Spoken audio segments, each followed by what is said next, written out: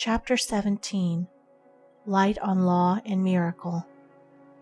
The love of the wonderful is an element in human nature, which, like passions and desires, requires to be curbed, directed, and finally transmuted. Otherwise, superstition and the obscuration of reason and insight cannot be avoided.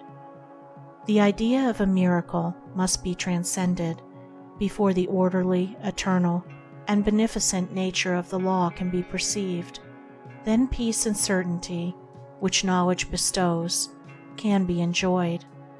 Just as a child, when its eyes are open to the phenomena of this world, becomes involved in wonder and revels in tales of giants and fairies, so when a man first opens his mental eyes to spiritual things, does he become involved in stories of marvels and miracles. As a child at last becomes a man and leaves behind the crudities of childhood, understanding more accurately the relative nature of the phenomena around him, so with a fuller spiritual development and greater familiarity with the inner realities, a man at last leaves behind the era of childish wonderment. He comes into touch with the law of things and governs his life by principles that are fixed and invariable.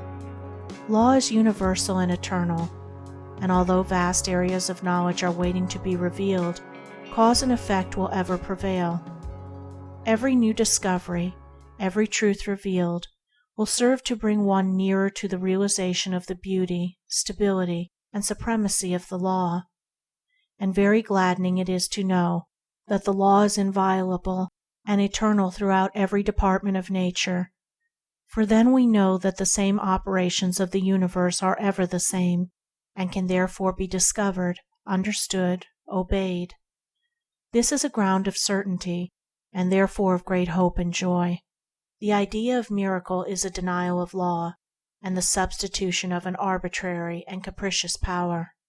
It is true that around the lives of the great teachers of humanity, stories of miracles have grown, but they have emanated from the undeveloped minds of the people, not from the teachers themselves.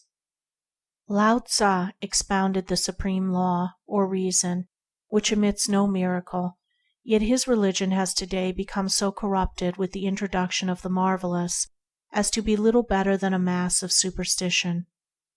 Even Buddhism, whose founder declared that, seeing the law of karma, cause and effect, governs all things, the disciple who aims at performing miracles does not understand the doctrine, and that the desire to perform miracles arises either from covetousness or vanity, has surrounded, in its corrupted form, the life of its great master with a number of miracles.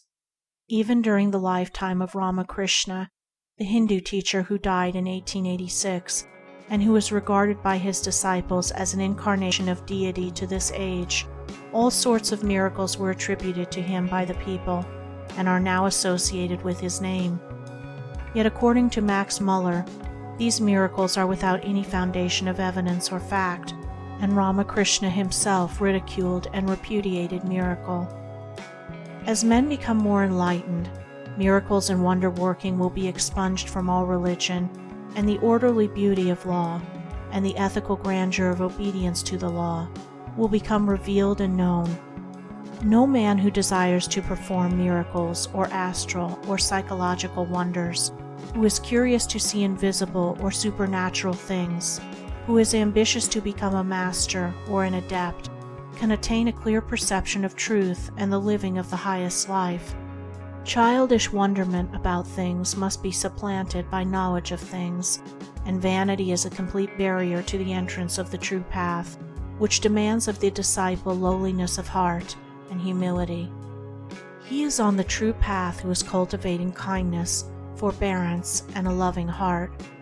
The marks of a true master are not miracles and wonder-working, but infinite patience, boundless compassion, spotless purity, and a heart at peace with all.